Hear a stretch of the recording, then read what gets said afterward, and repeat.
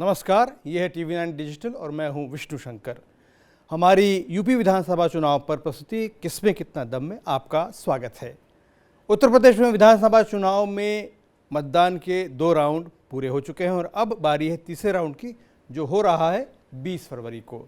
इस चरण में पश्चिमी और मध्य उत्तर प्रदेश के 11 और बुंदेलखंड के 5 जिलों में 59 सीटों पर ईवीएम में वोट अंकित होंगे। ये ज़िले हैं हाथरस, फिरोजाबाद, कासगंज, एटा, मैनपुरी, फर्रुखाबाद, कन्नौज, इटावा, औरैया, कानपुर देहात और कानपुर नगर। ये तो हुए उत्तर प्रदेश के पश्चिमी और मध्य वाले हिस्से। बुंदेलखंड के 5 ज़िले जहां पर वोट पड़ेंगे वो हैं जालौन, झांसी, ललितपुर, हमीरपुर और महोबा। तो ये हो गया टोटल 16 जिलों में 59 सीटें। हमारे सेफोलॉजिस्ट पार्थ प्रतिम दास हमारे साथ हैं। दादा कैसे हैं आप? बहुत बढ़िया सर। हैं? अच्छा लग रहा है? हाँ, बहुत बढ़िया। बहुत बढ़िया। तो अभी हम लोग बात शुरू करेंगे। आज हमारी कोशिश रहेगी आपको इन 16 जिलों में जातीय और राजनीतिक समीकरणों से अवगत करा सकें। पार्थ अपने इंटेलिजेंट डैशबोर्ड पर हमें ये दिखाएंगे कि जातिवार वोटर का रुझान अलग अलग पार्टियों की तरफ कैसा रह सकता है। हम ये भी देखेंगे कि 2017 के विधानसभा चुनाव में और 2019 के लोकसभा चुनाव में वोटर ने कैसे वोट किया और इससे इस विधानसभा चुनाव में क्या निष्कर्ष निकल सकता है। तो आइए पार्थ से हम बातचीत शुरू करते हैं। आइए पार्थ। देखिए सर, ये तो फेज 3, ये फेज 3 है, इसमें 59 सीटें हैं। हाँ। सबसे पहला सवाल मेरा ये है कि आप ये बताइए कि ये 59 सीटें काफ़ी ज़्यादा सीटें हैं, इनको आप किस तरह से बांटेंगे? हाँ देखिए, बहुत सही सवाल है। तो पहले मैं फेज 3 जो सिलेक्ट करके रख देता हूँ, तो फिर मेरा बोलने में थोड़ा ईजी होंगे। तो 59 सीट्स है। तो 59 सीट्स में आप देखेंगे, मैं आपने तो बुंदेलखंड का 13 सीट अलग कर दिया। मेरा जी, हम लोगों ने बुंदेलखंड के जो 13 सीट्स है उनको अलग रखा है, उसके लिए एक अलग प्रस्तुति है। हाँ। उसमें हम इस पर ज़्यादा बात नहीं करेंगे। हाँ। हम कंसंट्रेट करेंगे पश्चिमी और मध्य उत्तर प्रदेश की सीटों पर। तो बाकी जो सीट आप देखेंगे, एक कानपुर नगर और कानपुर देहात में 14 सीट है जी। उसका थोड़ा रुझान अलग टाइप का होता है, डेमोग्राफी अलग रहेगी। ठीक है। आप देखेंगे बाकी जो सीट बचता है, आपका 29 + 3 में बोल रहा हूँ। हाथरस डिस्ट्रिक्ट है जी। हाथरस में इंसिडेंट भी हुआ है जी। और हाथरस में क्या है, थोड़ा जाट वोट भी है। हाँ। ठीक है। हाँ। तो हाथरस को 3 नाक अलग कर देंगे। बिल्कुल। तो प्योर जो पोटैटो बेल्ट है, जो आलू का बेल्ट हम लोग बोलते हैं जी, उसमें 29 सीट्स जाएगा। अच्छा। और ये 29 सीट्स जो होंगे, यो एक्चुअली यादव का डोमिनेशन है। उसमें मैनपुरी है जी। और इसी फेज में मैनपुरी डिस्ट्रिक्ट से जी, करहल से अखिलेश यादव खड़े हैं। और करहल में भयंकर इस बात को लेकर के उत्साह है कि समाजवादी पार्टी की तरफ से अखिलेश यादव खड़े हैं। मुलायम सिंह यादव ने भी उनके लिए चुनाव प्रचार किया। हाँ। तो करहल में अगर देखिए, विदाउट करहल डिस्कशन हम लोग इस पे नहीं कर सकते। तो देखिए करहल में क्या है, मतलब बीजेपी का भी कैंडिडेट एसपी सिंह बाघेल है जी, जो केंद्रीय मंत्री है। हाँ। आगरा से एमपी है, मजबूत नेता भी, मजबूत नेता है।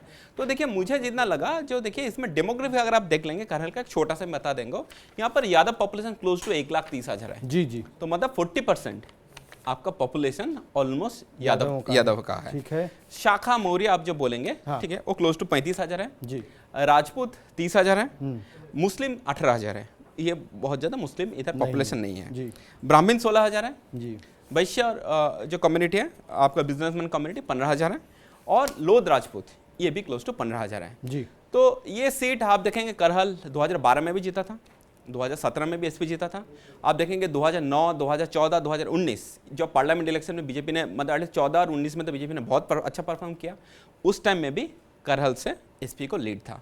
तो मुझे नहीं लगता जो इस सीट अखिलेश जी को इस बार जीतने में बहुत ज़्यादा। लेकिन पार्थ, मुलायम सिंह यादव को लाना पड़ा अखिलेश की सभा में उनके लिए वोट अपील करने के लिए। जाहिर सी बात है, इसका मतलब है कि बघेल साहब भी कोई बहुत बुरा परफॉर्मेंस अभी तक नहीं है उनका।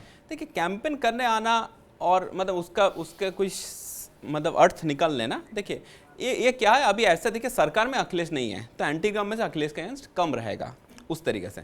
तो मुझे नहीं लगता है ये सीट में पर्सनली बहुत ज्यादा कुछ आपका प्रभाव करेगा। ठीक है। जहां पर तो आप कह रहे हैं कि अखिलेश यादव इस सीट को अच्छे से प्यार से निकालेंगे। देखिए ये जो 40% यादव पॉपुलेशन है, तो इसमें समझ लीजिए बहुत उत्साह से वोटिंग होगा, बिल्कुल, और वो सारे ही ऑलमोस्ट आपका सपा का खाते में जाएंगे, बिल्कुल, ठीक है। तो इसलिए बहुत ज्यादा इशू नहीं होगा। आ जाते हैं, आप समझ लीजिए हम लोग जनरली जो करते हैं जी, हम लोग डिवाइड तो कुछ बताया, हाँ, तो ये बेल्ट में यादव पॉपुलेशन सिग्निफिकेंट है, हाँ, तो देख लेते हैं 59 में, पहले देख लेते हैं 59 में कितना सीट बीजेपी पिछले बार जीता था, हाँ, ठीक है, ये बहुत इंपॉर्टेंट है। आप देखेंगे सीट टैली अगर हम लोग क्लिक कर लेंगे तो देखिए बीजेपी पिछले बार 59 में 49 सीट जीत चुका था, ठीक है, और एसपी 8, कांग्रेस 1 और बीएसपी 1, ठीक है। और आप देखेंगे पार्लियामेंट इलेक्शन में भी अगर हम लोग असेंबली वाइज अगर एनालिसिस अगर करेंगे, जी हाँ, जो असेंबली वाइज जैसे वोटिंग हुआ उसमें देखेंगे बीजेपी 46 सीटों में आ गया था, एसपी 10, कांग्रेस 2 और बीएसपी 1। इंटरेस्टिंग जो है देखिए जी, इस बार बीजेपी आपका जो 59 सीट्स नहीं लड़ रहा है, अच्छा, ठीक है, अलायंस को भी कुछ सीट छोड़ रहा है, अपना दल को 3 सीट छोड़ा है जी, और निषाद पार्टी को आप देखेंगे निषाद पार्टी को भी 1 सीट छोड़ा है। अच्छा, तो मतलब समझ लीजिए जब बीजेपी का भी कुछ अलग स्ट्रैटेजी दिखाई दे रहा है, जब बीजेपी इस बेल्ट में कुछ सीट छोड़ना। दूसरा साइड एसपी ने जो 59 सीट्स है इसमें 1 ही सीट आरएलडी का खाते में सादाबाद में जो लड़ने जा रहा है जी, जो तो वहाँ पर आरएलडी लड़ रहा है, आरएलडी इसके बाद कोई सीट नहीं लड़ रहा है, ठीक है। तो समझना पड़ेगा जो फर्स्ट 2 फेज में जो अखिलेश जी को जो सपोर्ट मिला था अलायंस का, स्पेशली आरएलडी का, इस फेज में वो सपोर्ट नहीं है, इस फेज में अकेला आपको इलेक्शन लड़ना पड़ेगा। तो ये सबसे बड़ी चुनौती है समाजवादी पार्टी के लिए कि जो उनको जन समर्थन मिल रहा है वोटों में उसको कैसे तब्दील करें। हाँ, तो अकेला लड़ेगा, अकेला बीजेपी, साथ में अपना दल भी 3 सीट लड़ रहा है, निषाद पार्टी भी आपका 1 सीट लड़ रहा है, जी, ठीक है। तो ये सिचुएशन है। तो इसका चलते हुए क्या होगा, यादव बेल्ट में जी बहुत अच्छा करना पड़ेगा। तो पहले हम लोग देख लेंगे कि कितना सीट जी यहाँ पर यादव इन्फ्लुएंस कर सकता है। बिल्कुल। तो देखिए टोटल 59 है जी आपका इसमें। तो मैं क्या कर रहा हूँ, आपका यादव सिलेक्ट कर लेता हूँ जी, ठीक है। तो देखिए 36 सीट, जो 59 सीट्स है उसमें 36 सीट ऐसा है जहां पर यादव इन्फ्लुएंस कर सकता है। देख लेते हैं। अब देखिए ये सारे जो सीट है आप देखेंगे ये कॉन्सेंट्रेटेड है। बिल्कुल जो मैं बता रहा था जो 29 सीट्स है जहां पर potato belt, Yadav dominated belt, ये है 29 सीट्स इस एरिया में है। जस्ट देख लेंगे वो सीट टैली 29 में पिछले बार आपका तो मतलब जो यादव डोमिनेटेड सीट है उसमें कैसा था आप देखेंगे, उसमें 29 तब भी बीजेपी जीता था। तो एक चीज समझना है, ये जो बेल्ट है जी, ये जैसे यादवों का बेल्ट है, साथ में ये लोधी राजपूत का भी बेल्ट है। अच्छा ठीक है, ये इसको कि भाजपा का एक कोर वोटर माना जाता है। इसमें देखिए आप देखेंगे एसपी का एक अलायंस है मोहन दल, जी मोहन दल जो मौर्य शाखा ये वाला जो कम्युनिटी है, हाँ ये कम्युनिटी है। तो समझ लीजिए सिर्फ यादव ये जो बेल्ट में इन्फ्लुएंस नहीं कर सकता है, ठीक है। और इसमें देख लेंगे बहुत इंटरेस्टिंगली ऐसा कितना सीट है, मतलब आप समझ लीजिए टोटल हम लोग बता रहा है यादव इन्फ्लुएंस कर सकते हैं 36 सीट्स। बिल्कुल। अगर मैं इसमें देख रहता हूं जो मुस्लिम साथ में कितना सीट, मतलब ऐसा कितना सीट है 8 सीट जहां पर यादव प्लस मुस्लिम इन्फ्लुएंस कर सिर्फ 8 है जी। तो समझ लीजिए जब तक यादव के साथ दूसरा कम्युनिटी का वोट नहीं जुड़ता है तब ये कन्वर्शन नहीं होगा। तो इसीलिए क्या है जो शाखा मौर्य ये वाला बहुत इंपॉर्टेंट, और मौर्य ये दूसरी तरफ है, वो बीजेपी की तरफ है, वो लोध राजपूत और लोध राजपूत ठीक है। और तो इधर मुस्लिम और ओबीसी यादव मिलकर के तो मेहनत करनी पड़ेगी। देखिए सिर्फ 8 ही सीट है जी। तो 8 मतलब आप 59 में सब 8 ही में यादव प्लस मुस्लिम कर सकते हैं। तो जब तक आपका जो ओबीसी बाकी ओबीसी वोट एसपी को नहीं गिरता है तब तक सीट कन्वर्शन नहीं हुआ, जो पिछले बार नहीं गिरा था। अच्छा ठीक है, इस बार क्या होगा? देखिए इस बार क्या है, थोड़ा सा एंटी इनकम्बेंसी है। ओके, इस आपको पिछले बार जिस तरीके से बीजेपी को आप समझ लीजिए बाकी जो नॉन यादव ओबीसी वोट गिरा था, इस बार मुझे नहीं लगता है उतना कंसोलिडेशन होगा। लेकिन फिर भी मुझे लग रहा है जब बीजेपी को मेजोरिटी, मैं आपको बता रहा हूं मेजोरिटी आपका जो नॉन यादव जो ओबीसी वोट है वो बीजेपी की तरफ जाएगा, वो बीजेपी की तरफ जाएगा। अच्छा। अभी तक जितना हमारा ग्राउंड रीडिंग है आपको वही बता रहा है। ठीक है, तो आप देख लिया यादव प्लस मुस्लिम देख लिया। ठीक है, अभी मैं क्या करता हूं, आपको हम लोगों ने लोध राजपूत बता रहा था जी। ठीक है, तो आप देखिए इस यादव हटा देता हूं जी। ठीक है, तो एक बार हम लोग देखते हैं ब्राह्मण पहले देख लेते हैं जी। ठीक है, क्योंकि ब्राह्मण जो पॉपुलेशन है आपको समझना है, जो लोअर बेल्ट ऑफ बुंदेलखंड है वहाँ ब्राह्मण पॉपुलेशन ठीक ठाक है।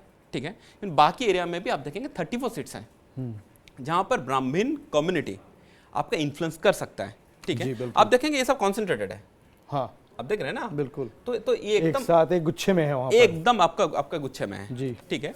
तो ये ब्राह्मण कम्युनिटी भी आपका इधर काफी इंपॉर्टेंट 34 सीट्स में इन्फ्लुएंस कर सकता है। आप देखेंगे मैं अगर राजपूत भी सिलेक्ट कर लूं जी, ये भी 25 सीटों में है, 25 सीटों में ये फिर बीजेपी के कोर वोटर्स में आता है। जैसे हम लोगों ने जब फिरोजाबाद डिस्ट्रिक्ट में सिरसागंज सीट कर रहा था तो तभी आप बताया था जी सिंगर राजपूत ये सब एरिया में, चंद्रवंशी राजपूत ये सब एरिया में काफी इंपॉर्टेंट रोल प्रेजेंस है। और क्या है एक जातिगत जो सोशल जो टसल रहता है ना, ये बिल्ड में काफी है। राजपूत वर्सेस यादव का ये चलता है, ओबीसी में चलता है। हाँ, ओबीसी ज्यादा नहीं, क्योंकि क्या है ओबीसी में बाकी कम्युनिटी आउट ऑफ पावर है, आप समझ लीजिए। तो इस एरिया में क्या होता है, इधर यादव नहीं तो राजपूत। अभी जो प्रेजेंट सिनेरियो है और बाइपोलर इलेक्शन हो रहा है, ठीक है, तो ये बेल्ट में आपका राजपूत ब्राह्मण भी एक इंपॉर्टेंट रोल प्ले करेंगे। और ये एक बेल्ट है जिसमें कांग्रेस भी बहुत बुरा नहीं करेंगे। अच्छा, आप समझ रहे हैं। देखिए ये जो बेल्ट है आपका बुंदेलखंड एरिया, बुंदेलखंड में क्या है आपका एमपी का बॉर्डर एरिया है जी, बिल्कुल, ठीक है। तो उसमें मध्य प्रदेश का भी राजनीति का असर पड़ता है, वहाँ की संस्कृति का असर भी पड़ता है, क्योंकि वहाँ राज्य रजवाड़े वाला माहौल है। तो इसमें देखिए कांग्रेस भी कुछ सीट अच्छा लड़ रहा है। जैसे कानपुर डिस्ट्रिक्ट में अगर देखेंगे किदवाई नगर जो सीट है जी, उसमें फाइट कांग्रेस और बीजेपी का अंदर ही होगा। अच्छा, ठीक है, वो वाला एक सीट है। ऐसी बहुत ज्यादा सीटें नहीं होंगी हम लोगों का अभी तक जितना ग्राउंड रेटिंग है, आप देखेंगे एक किदवाई नगर में कांग्रेस अच्छा उम्मीद कर सकता है, ठीक है। जो पहले 2 फेज में मुझे नहीं लगा बहुत सारी सीटों में कांग्रेस एज सच इंपैक्ट डाल पाया, लेकिन आप देखिए किदवाई नगर एक है, गौरा था एक सीट है, उसमें अच्छा लड़ सकता है। हमीरपुर जो सीट है उसमें कांग्रेस का कैंडिडेट का चलते हुए उनको वोट आ रहा है, ठीक है। और महोबा एक सीट है जी। तो ये 4 सीटों में भी आपका कांग्रेस अच्छा लड़ रहा है। बीएसपी भी कुछ सीटों में अच्छा लड़ रहा है, ठीक है। कालपी करके एक सीट है जी, ठीक है। आप देखेंगे कानपुर देहात वाला जो एरिया है उधर पाल गदेरिया का अच्छा पॉपुलेशन है। अच्छा, ठीक है। तो पाल गदेरिया का उधर क्या है आपका कल्पी जो सीट है अप्रोक्सीमेटली 50-60 हजार पाल गदेरिया है वहाँ पर कैंडिडेट है, ठीक है। और वहाँ पर आप देखेंगे उधर बीएसपी ने पाल कैंडिडेट डाला है, तो वो सीट अच्छा लड़ रहा है। तो अगर एससी वोट अगर देख लेंगे, जब यहाँ पर हम लोग डिस्कस कर ही रहा है, ठीक है, तो आपका एससी वोट देखेंगे ये टोटल बेल्ट में आप 59 जो बेल्ट है, तो मोर देन 20% आप देखेंगे तो ये भी 30 काफी ज्यादा है, ठीक है, 30 सीटों में है। तो क्या होगा अगर एससी वोट, और इस एरिया में भी एससी ज्यादातर जाटव ही है, थोड़ा बहुत वाल्मीकि हाथरस वगैरह में बीएसपी का वोट हुआ, तो बीएसपी का वोट है। तो क्या होता है कभी कभी सीटों में क्या होता है, अगर जाटव अभी तक जो पहले 2 फेज का रुझान आया है जी, तो जाटव बहुत ज्यादा टूटा नहीं बीएसपी से। अच्छा, ठीक है। तो अगर इधर भी जाटव वोट अगर बीएसपी के ऊपर साइड गिरे और साथ में कैंडिडेट अगर खुद का कास्ट का वोट लेकर आ पाया जी, तो बीएसपी भी कुछ सीटों में आपको सरप्राइज दे सकता है। और अगर उनमें मुसलमान भी जुड़ गया तो और ज्यादा स्थिति बीएसपी की बेहतर हो सकती है। देखिए बट ये बेल्ट आपको मैं बता रहा हूं मुस्लिम बहुत ज्यादा नहीं है, ठीक है। तो एक बार देख लेता, आप मुस्लिम का बात कर रहे हैं ओवरऑल कितना सीटों में मुस्लिम असर डाल सकता है। तो मुस्लिम देखिए टोटल ओनली 18 सीट है, 18 सीट। लेकिन आपको एक चीज समझना है, मुस्लिम का सोशल इकोनॉमिक पावर कम है जी, ठीक है। तो ऐसा नहीं मुस्लिम दूसरा कम्युनिटी के भी वोट ले आ सकता है, जस्ट टू मेक मतलब लोगों दर्शकों को समझने के लिए। ये जो 59 सीट्स है, एसपी सिर्फ 4 मुस्लिम को टिकट दिया। अच्छा, तो समझिए मुस्लिम बहुत ज्यादा इसमें रोल प्ले नहीं करेंगे। जो बता रहा था, जो बात चालू हुआ था जो लोध राजपूत, ठीक है, तो आप समझ लीजिए लोध राजपूत अगर हम लोग देख लेंगे तो देखिए लोध राजपूत 19 सीटों में इन्फ्लुएंस कर सकता है, ठीक है। और ये बुंदेलखंड प्लस ये पोटैटो बेल्ट में है, कासगंज वगैरह जो सीट है सारी की सारी सीटें जो हैं आप देखिए 2017-2019 में जस्ट टैली देख लेता हूं, 19-0 और 18 जी। तो लोध राजपूत का वोट भी इस एरिया में बहुत इंपॉर्टेंट है। और जो बता रहा था कुशवाहा मौर्य शाखा, अब जो बता रहा था, ठीक है, तो ये कम्युनिटी का अगर वोट देखेंगे तो देखेंगे ये भी 17 सीटों में इंपैक्ट कर सकता है। अच्छा नंबर है, ये भी अच्छा नंबर है। लेकिन इसमें समाजवादी पार्टी ने भी शायद पहले देखिए ये कुछ सीट है, देखिए ये मैनपुरी वाला बेल्ट है। अच्छा, तो इसमें क्या है आपका यादव पॉपुलेशन इतना ज्यादा है कि आपको कभी कभार बाकी का जरूरत नहीं पड़ता है, ठीक है। लेकिन देखिए तो इसीलिए जो सीट का जो समझ लीजिए ओवरऑल जो आउटकम आ सकता है, आप अगर देखेंगे तो ऐसे आएंगे। हाथरस में 3 सीट है, समझ लीजिए एक सीट, तो मतलब ऐसे 1-2 ऐसा कह रहा है, 2-1 किसी का फेवर में जा सकते हैं। अगर एसपी को अच्छा करना है जी, तो ये जो 29 पोटैटो बेल्ट सीट है, यादवों की बहुल वाली। हाँ, उसमें यादव के साथ उनको दूसरा कॉम्बिनेशन जोड़ना पड़ेगा, तभी वो सीट कन्वर्ट होगा। और भारतीय जनता पार्टी को क्या करने की जरूरत है कि वो यहाँ पर बढ़त ले सके, क्योंकि पिछले 2 जो राउंड हैं, हाँ, उसमें माना ही जा रहा है कि एसपी और आरएलडी को बढ़त मिली, थोड़ा सा बढ़त है, ठीक है। तो ये जो राउंड होंगे, इसमें क्या होगा, जो नॉन यादव ओबीसी का उसका कंसोलिडेशन जैसे 2017 में हुआ या 2019 में हुआ, ठीक है, तो ऐसा same level of consolidation Bharatiya Janata party को रखना पड़ेगा, उसको जरूरत पड़ेगा। भारतीय जनता पार्टी की जो कानपुर नगर और कानपुर देहात वाली जो सीट है, 14 सीट है, ठीक है, तो उसमें समझ लीजिए उनको मेजॉरिटी सीट उनको जीतना चाहिए, ठीक है। तो कानपुर नगर में आप समझ लीजिए बहुत ज्यादा सीटों में समझ लीजिए 10 सीट है, तो बीजेपी को थोड़ा बढ़त है, ठीक है। कानपुर देहात वाली जो सीट है उसमें थोड़ा सा कॉम्प्लिकेटेड, जैसे कालपी सीट आ जाता है, कालपी सीट में देखिए फूलन देवी का जो इंसिडेंट हुआ था तो उधर ही हुआ था, ठीक है, तो उधर लोकल इक्वेशन काम करता है। और अब बुंदेलखंड आ जाएंगे, तो बुंदेलखंड में क्या है, लोकल कैंडिडेट का भी बहुत बड़ा रसूख असर काम करता है। हाँ, तो देखिए ये फेज मुझे लग रहा है विल डिसाइड किसका सरकार बनने जा रहा है। अच्छा, ठीक है। तीसरे फेज, आप बहुत बड़ी बात कर रहे हैं आप, हाँ, कि थर्ड फेज में जिस तरह से वोटिंग होगी वो ये निश्चित करेगा कि सरकार आगे चल के किसकी बनेगी। हाँ, क्यों मैं बता रहा हूँ, मैं आपको बता रहा हूँ, जस्ट 1 मिनट में ले रहा हूँ। पहले 2 फेज में मुस्लिम था, जाट था, एक अलायंस का सपोर्ट मिला। अभी 3rd, 4th, 5th और थोड़ा बहुत 6 तक इसमें एसपी को ऑलमोस्ट अकेला महान दल का सपोर्ट है, बट अलायंस का सपोर्ट नहीं मिलेगा। अच्छा, तो ये फेज में अगर समझ लीजिए पोटैटो बेल्ट एसपी ने अच्छा नहीं किया तो प्रेशर में आ जाएंगे, प्रेशर में आ जाएंगे, ठीक है। और इसका इम्पैक्ट आपका डेफिनेटली नेक्स्ट जो 5th फेज आएगा, 4th, 5th, 6th में इसका असर पड़ेगा। तो ये फेज मेरे हिसाब से जो डिसाइडिंग फैक्टर होगा एसपी के लिए बहुत महत्वपूर्ण है, दोनों पार्टी के लिए और बीजेपी के लिए। देखिए बीजेपी को सरकार अगर कंफर्टेबली बनाना है, इस सीटों में पिछला 49 जीता था, तो अराउंड 40 जीतना पड़ेगा। अच्छा, ठीक है। अगर समझ लीजिए कहीं पर भी बिलो 35 ये नंबर बीजेपी के लिए बुरा रहेंगे। एसपी पिछले बार समझिए 49 जीता, 8 सीट जीता था, 8 सीट एसपी जीता था। तो जो 8 सीट आपने जो जीता था, ये 8 को 24 आपका मतलब 24 से 30 का बीच में आपको ले जाना पड़ेगा। आप समझ रहे हैं? शुक्रिया अपार इन सारी जानकारी के लिए। तो किस में कितना दम में आज यहीं तक। अगर आपको ये वीडियो अच्छा लगा हो तो इसे लाइक और शेयर करें और हमारे YouTube चैनल को सब्सक्राइब करें। देश दुनिया की सभी खबरों के लिए आप हमेशा TV9 डिजिटल से जुड़े रहें। विष्णु शंकर को अब अनुमति दीजिए। नमस्कार।